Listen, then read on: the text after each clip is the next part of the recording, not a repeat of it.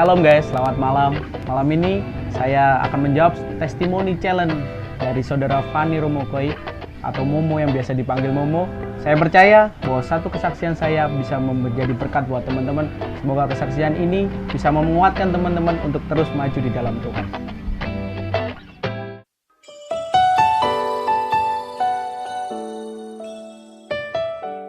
Oke teman-teman, saya akan mulai testimoni saya dengan diawali ada satu momen di mana saya benar-benar ngalamin kasih mula-mula dari Tuhan. Tahun 2003, satu momen yang luar biasa bagi saya. Ya memang saya dari kecil orang yang Kristen, tapi tahun 2003 itu benar-benar saya ngalamin yang namanya kasih mula-mula. Tuhan jamah saya waktu itu, saya masih kelas 1 SMA. Begitu masuk setelah masa orientasi siswa, waktu itu saya pertama kali masuk yang namanya persekutuan doa di SMA Negeri 2 Pare. Di situ Tuhan jamah saya, di situ saya ngalamin pertobatan yang luar biasa. Di situ saya ngalamin yang benar-benar rasanya punya spirit untuk melayani Tuhan yang luar biasa. Waktu itu dilayani oleh satu orang hamba Tuhan dari Kediri yang ngasih sesuatu yang luar biasa, bahwa hidup kita itu sangat berarti ketika kita mau melayani Tuhan. Dan waktu itu saya ambil keputusan untuk terus melayani Tuhan. Sampai detik ini pun saya terus untuk melayani Tuhan. Kasih mula-mula itu benar-benar nyata dalam hidup saya.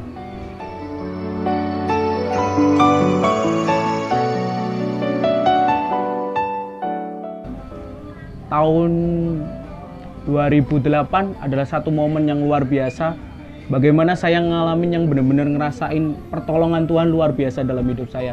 Teman-teman kalau mau diceritakan, tahun itu ketika saya waktu semangat-semangatnya ngelayani Tuhan, saya mulai bekerja. Tahun 2006 saya lulus SMA, 2008 saya mulai bekerja. Di situ saya terserang satu penyakit yang luar biasa. Tuhan izinkan terjadi sesuatu penyakit demam berdarah yang sampai saat detik itu saya nggak ngerti sampai detik ini kenapa kok bisa saya terkena penyakit itu. Padahal dari setiap segi fisik saya menjaga, kesehatan saya jaga. Tapi satu hal Tuhan izinkan itu terjadi. Di situ saya benar-benar ngalamin pertolongan Tuhan yang luar biasa. Bagaimana harusnya trombosit saya yang waktu itu kata dokter cuma 8.000, harusnya saya ngalamin yang namanya keluar darah dari setiap tubuh saya, keluar darah setiap lubang yang ada di tubuh saya. Tetapi saat itu Tuhan mengasihkan pertolongan mujizatnya yang luar biasa bagi saya. Waktu itu saya benar-benar ditolong Tuhan, disembuhkan Tuhan.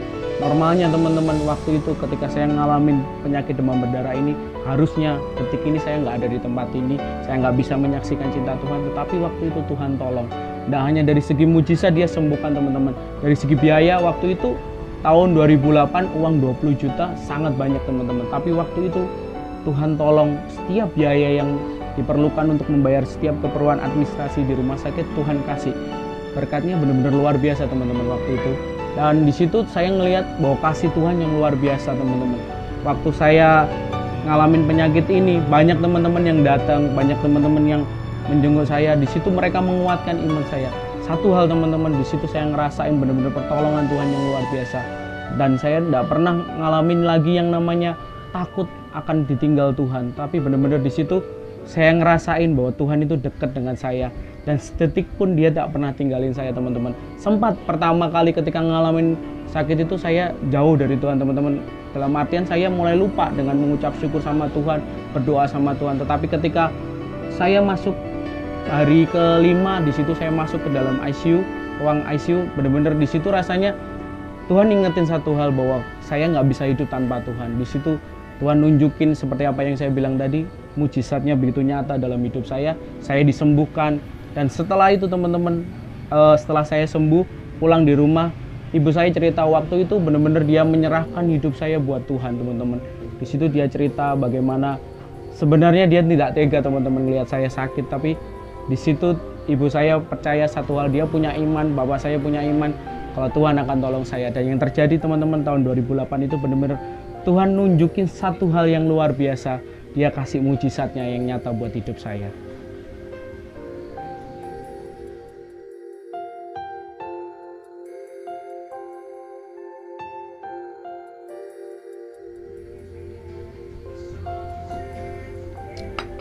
Teman-teman, tahun 2010 adalah satu momen yang luar biasa bagi saya.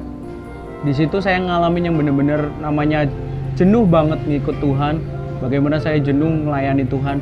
Tapi di tahun 2010 itu saya benar-benar jauh dari Tuhan. Saya mulai jarang berdoa, saya mulai jarang yang namanya ke gereja. Ya ke gereja, tapi hanya sebuah rutinitas. Setelah tahun 2008 Tuhan tolong saya begitu dahsyat teman-teman. Tahun 2010 itu benar-benar satu momen yang saya anggap benar-benar saya jauh dari Tuhan. Saya nggak bisa dekat lagi sama Tuhan. Saya nggak tahu kenapa waktu itu benar-benar rasanya jenuh banget melayani Tuhan.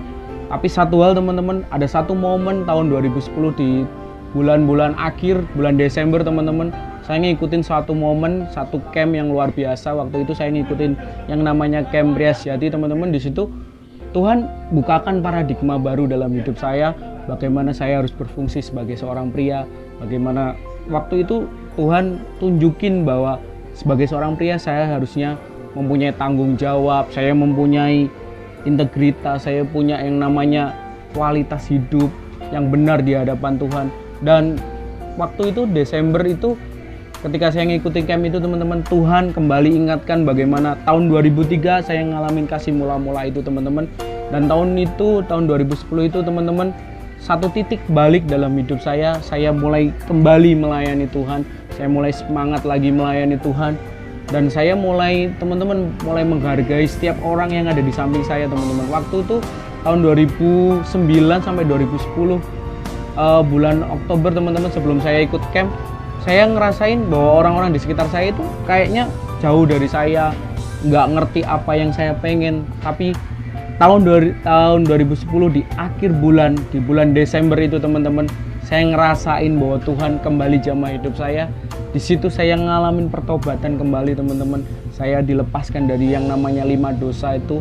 Terus saya juga ngalamin bahwa saya harus bertanggung jawab dalam hidup saya. Saya harus benar-benar menjadi imam bagi keluarga saya. Saya mulai bangun misbah doa lagi teman-teman.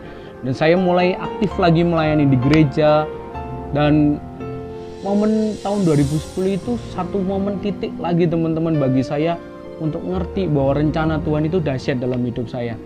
Dan satu hal teman-teman, waktu itu saya ngalamin yang namanya satu hal gini teman-teman. Waktu itu ada satu orang yang saya sebut sebagai papi rohani saya teman-teman, satu orang di Jakarta. Dia ngingetin satu hal bahwa hidupmu adalah kasih karunia dari Tuhan.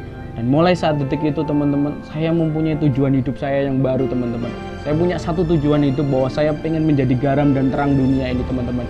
Bagaimana caranya teman-teman? Saya mulai belajar untuk mengerti karakter Kristus itu seperti apa. Saya praktekin setiap apapun firman Tuhan yang saya dapat di gereja teman-teman, di gereja, di tempat lain, di camp dan sebagainya teman-teman, di komunitas.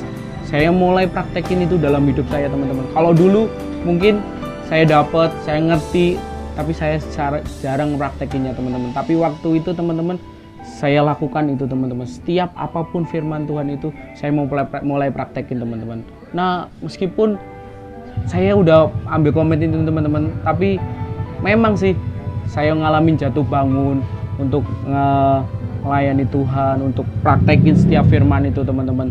Tetapi di situ saya ngelihat pertolongan Tuhan yang luar biasa buat hidup saya.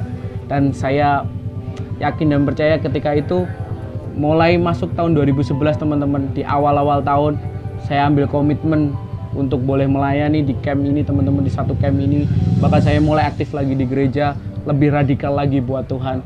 Dan saya rindu teman-teman, saya membawa banyak jiwa untuk dimenangkan dalam Tuhan.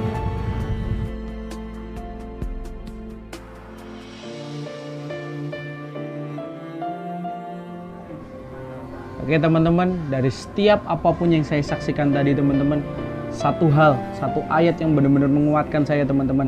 Di dalam Matius 28 ayat 20b, di situ berkata bahwa ketahuilah aku menyertai kamu sampai kesudahan akhir zaman teman-teman. Di situ ayat itu benar-benar menguatkan saya teman-teman. Dimana saya boleh memiliki iman dari setiap ayat itu teman-teman. Saya mengambil bahwa sepanjang hidup saya tidak akan takut lagi teman-teman. Apapun yang terjadi, mau saya mau sakit, mau saya jatuh dalam segala hal teman-teman, mungkin banyak pencobaan dalam hidup saya percaya bahwa Tuhan selalu menyertai hidup saya sampai akhir zaman. Teman-teman, demikianlah kesaksian saya. Saya berharap setiap kesaksian saya boleh menjadi berkat buat teman-teman semuanya. Dan kesaksian ini boleh menguatkan setiap iman kita untuk terus tetap di dalam Tuhan. Terima kasih, Tuhan Yesus memberkati. Oke teman-teman, saatnya saya akan men-challenge satu teman kita untuk memberikan kesaksiannya. Dan kira-kira siapa ya? Saya rindu sih ada satu teman dari kampung Inggris yang akan menyaksikan cinta Tuhan buat kita semuanya.